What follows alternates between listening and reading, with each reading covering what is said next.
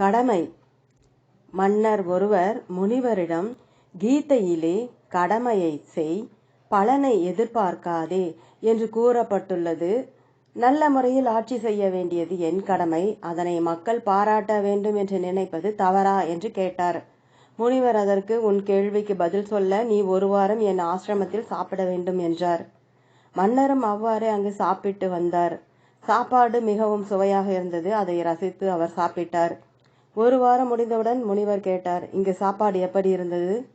மன்னரோ, நானே சொல்ல வேண்டும் என்று நினைத்தேன், சாப்பாடு மிகவும் அருமையாக இருந்தது. இதை சமைத்த சமையல்காரரை என் அரண்மனைக்கு அழைத்து சென்று தலைமை சமையல்காரராக நியமிக்கப் போகிறேன் என்றார். முனிவர் சொன்னார், சுவையாக சமைக்க வேண்டியது ஒரு சமையல்காரரின் கடமை. இந்த சமையல்காரர் தன் கடமையை செய்தார். இப்போது அவருக்கு அரண்மனையில் வேலை கிடைத்துவிட்டது. கடமையை சரியாக செய்தவருக்கு அதற்கான பலன் கண்டிப்பாக தேடி வரும். ஆம், ஆசையின் அடுத்த நிலைதான் எதிர்பார்ப்பு. ஆசைக்கு அளவில்லை.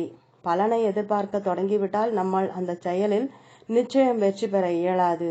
சரியாக செய்தால் அதற்கான பலன் நமக்கு கிடைப்பதை யாராலும் தடுக்க முடியாது. கடமையை பற்றி பாரதியார்: கடமை யாவன தன்னை கட்டுதல், பிறர் துயர் தீர்த்தல், பிறர் நலம் வேண்டுதல், விநாயக தேவனாய் வேலுடை குமரனாய் நாராயணனாய் நதிஜடை முடியனாய் பிற நாட்டிருப்போர் பெயர் பல கூறி. கடமையும் வேதாத்திரியமும். ஒரு பிடி உணவில் உலக ஒற்றுமை கண்டிடு, உழைப்பினால் பதில் உலகுக்கு தந்திடு என்பது வேதாத்திரி மகரிஷி அவர்களின் சத்திய வாக்காகும். தன்னை உருவாக்கி வளர்த்து காத்து வாழ வைக்கும் சமுதாயத்திற்கு அர்ப்பணிப்பு உணர்வுடன் தேவைக்கும் வாய்ப்புக்கும் ஏற்ப அறிவாற்றலையும் உடலாற்றலையும் கொண்டு உழைப்பின் மூலம் கடனை தீர்க்க எடுக்கும் முயற்சியே கடமையாகும். சமுதாயத்தின் செல்வ வளம் பெருக ஒவ்வொருவரும் உழைப்பையும் அறிவையும் பயன்படுத்த வேண்டியதே கடமை எனப்படும். கடமையை உணர்ந்திடு, காலத்தில் செய்திடு, உடம்புக்கு நல்லது, உள்ளமும் அமைதியாம். ஐவகை கடமைகள். தான், குடும்பம், சுற்றம், ஊர், உலகம் என்ற ஐவகை கடமைகள் வயது நிரம்பிய ஒவ்வொருவருக்கும் உண்டு. தனது உடல் நலம், பொருள் வளம், கல்வி அறிவு, திறமை, சூழ்நிலை அமைப்பு இவற்றை கணித்து கொண்டு மனிதன் ஐவகை கடமைகளை செய்துதான் ஆக வேண்டும். தன்னையும் காத்து கொண்டு குடும்பத்திற்கும் சுற்றத்தாருக்கும் ஊருக்கும் உலகத்திற்கும் நலம் செய்ய வேண்டும். உனக்கும் நல்லதாய் ஊருக்கும் நல்லதாய் நினைப்பதும் செய்வதும் நித்திய கடன். குறுகிய எண்ணத்தோடு பொருட்பற்றுதலை அடிப்படையாக கொண்டு பயன் கருதி செயல்படுவது காமிய கர்மமாகும். அகண்ட அறிவின் நிலையில் உயிரினங்களின் தேவைகளை உணர்ந்து இன்ப துன்ப இயல்பறிந்து நற்பயன் கருதி செயலாற்றும் பேரறிவின் திறமை மிக்க செயல் நிஷ்காமிய கர்மம் எனப்படும். நிஷ்காமிய கர்மத்தால் நல்வாழ்வு, இன்பம், அறிவு, திடம், பண்பு முதலியன ஏற்படுகின்றன. சமுதாயத்தில் எல்லோரும் நலத்தோடும் வளத்தோடும் மகிழ்ச்சியோடும் அமைதியோடும் வாழ வேண்டுமானால் நிஷ்காமிய கர்மம் என்னும் கடமை நெறியை சிறந்த வாழ்க்கை நெறியாகும். சமுதாயத்திற்கு நன்மை செய்ய வேண்டும் என்று பேசினால் மட்டும் போதுமா, அது செயலிலும் இருக்க வேண்டுமா என்பதை விவேகானந்தர் கதை மூலம் விளக்கியிருக்கிறார். அரசன் ஒருவன் இருந்தான். அவன் அரசவையில் அதிகாரிகள் பலர் இருந்தார்கள்.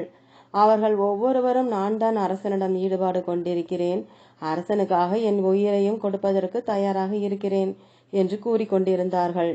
அரசவைக்கு துறவி ஒருவர் வந்தார். அரசன் அவரிடம், இந்த அளவுக்கு ஈடுபாடு உடைய அதிகாரிகளை பெற்ற அரசன் என்னை போல் வேறு எவரும் இருக்க முடியாது என்றான். துறவி புன்சிரிப்புடன், நீ சொல்வதை நான் நம்பவில்லை என்றார். அரசன், நீங்கள் வேண்டுமானால் அதை சோதித்துக் கொள்ளலாம் என்றான். சிறிய ஒரு சோதனை வைத்தார் துறவி. அரசனின் ஆயுளும் ஆட்சியும் பல்லாண்டுகள் நீடிப்பதற்கு நான் பெரிய ஒரு வேள்வி செய்ய போகிறேன். அதற்கு தேவையான பாலுக்காக ஓர் அண்டா வைக்கப்படும். அதில் அதிகாரிகள் ஒவ்வொருவரும் இரவில் ஒரு குடம் பால் ஊற்ற வேண்டும் என துறவி கூறினார். அரசன் பொன்முறுவலுடன், இதுதானா சோதனை என இகழ்ச்சியாக கேட்டான். பால், தண்ணீர். பின் அரசன் அதிகாரிகளை அழைத்து நடக்க இருப்பதை கூறினான். அந்த யோசனைக்கு அதிகாரிகள் அனைவரும் தங்களின் மனப்பூர்வமான சம்மதத்தை தெரிவித்தனர். நள்ளிரவில் எல்லோரும் அந்த அண்டாவின் அருகில் சென்று தங்கள் குடங்களில் இருந்ததை அதற்குள் ஊற்றினார்கள். மறுநாள் காலையில் பார்த்தபோது அண்டா நிறைய தண்ணீர் தான் இருந்தது. திடுக்கிட்ட அரசன் அதிகாரிகளை அழைத்து விசாரித்தான். அப்போது எல்லோரும் பாலைத்தான் ஊற்ற போகிறார்கள். நான் ஒருவன் மட்டும் அதில் தண்ணீர் ஊற்றினால் அது மற்றவர்களுக்கு எப்படி தெரிய போகிறது என்று ஒவ்வொருவரும் நினைத்து எல்லோரும் தண்ணீரே ஊற்றினார்கள் என தெரிய வந்தது. துரதிருஷ்டவசமாக நம்மில் பலருக்கும் இதே எண்ணம்தான் இருக்கிறது. உலகத்தில் சமத்துவ கருத்து நிறைந்திருக்கும் போது நான் ஒருவன் மட்டும் கொண்டாடும் தனிச்சலுகை யாருக்கு தெரிய போகிறது என்கிறார் ஒருவர். எனவே எல்லா மக்களையும் சமமாக நினைக்கும் ஞானத்தை பெற முயற்சிக்க வேண்டும். நம்முன் இருக்கும் கடமைகளை செய்வதுதான் உயர்வு பெறுவதற்கு ஒரே வழி. நம் கடமைகளை செய்வதன் மூலம் நம்மிடம் இருக்கும் வலிமையை பெருக்கிக் கொண்டே சென்று இறுதியில் உயர்ந்த நிலையை அடைந்து விடலாம். வாழ்க வளமுடன். ஓம். தொடரும்.